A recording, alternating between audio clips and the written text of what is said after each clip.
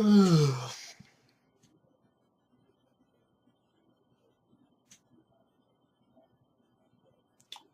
wonder what's on YouTube.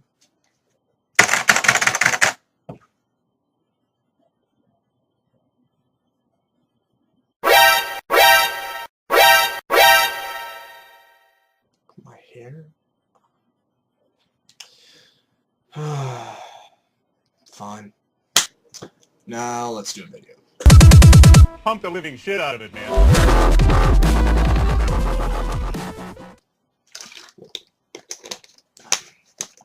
Today is December 14th, which means that The Hobbit comes out. And The Hobbit, as in J.R.R. Tolkien's Hobbit, not freaking, like, whatever the spin-off is that's getting sued right now. Hobbit, The Unexpected Journey. And I watched it last night in a preview, and it was really, really good. I enjoyed it thoroughly. Now, I'm saying this without reading the book, and I know that people that didn't read The Hobbit are apparently like lesser beings and should be treated as like dirt to everyone that has read the book, because it's supposed to be, how have you not read The Hobbit? How have you not read The Hobbit?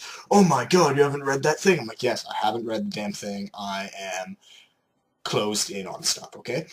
But as someone that has not read the book, I thoroughly enjoyed it. I really liked the suspense of not knowing what was going to happen. I love the characters, them being introduced. They were introduced well to me.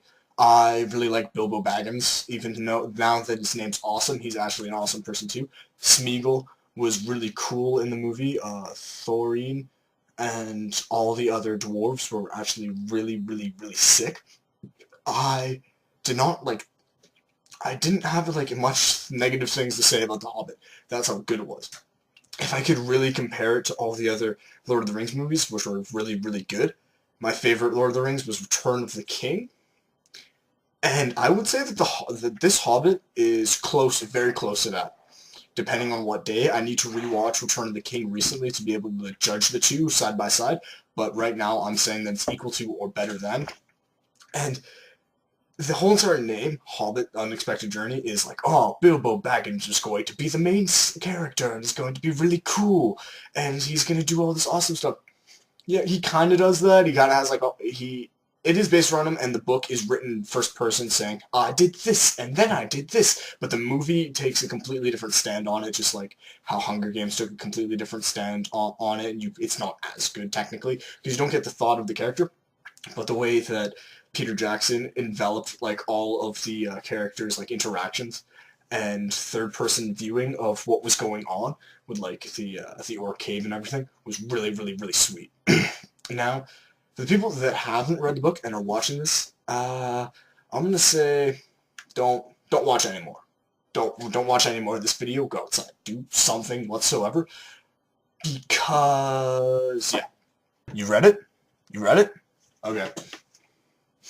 Okay. So I'm not sure if it's as apparent in the book that Gandalf saves the goddamn day, but in the movie, and tread lightly with watching this because I might give out a few spoilers, but I think it should be called Gandalf and Friends, because that's basically what happened. Gandalf unites all these people, and he's just like, oh yes, we shall go to the night of Rohan, and we shall ride, and I'll do this, and a wizard is never late.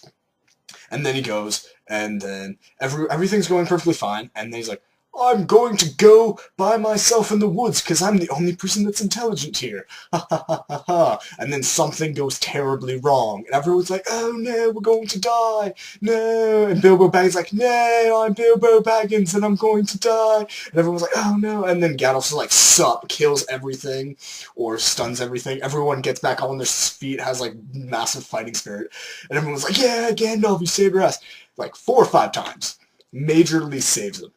If it wasn't for Gandalf, one, they wouldn't have had the key to the entrance to the mountain. They wouldn't have all this really cool stuff. But let's say that they got the key, they got all the information, and they knew to talk to like the elves and stuff to look at the map.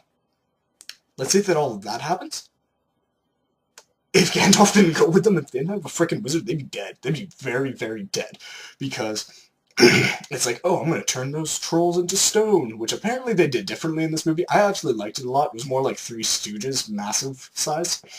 But the way that Gandalf is just like, oh, we're going to die. Oh, thank God, a butterfly! Grabs a butterfly, he's like, I know your secrets. Hey, I saw what you did with that other butterfly. Yeah, that poor butterfly that you paid $5 butterfly to have sex with you. I know. So go tell my eagle friends that we need help, or I'll tell your wife. That's basically what conversation it was, because it's just like off, like not off camera, but just,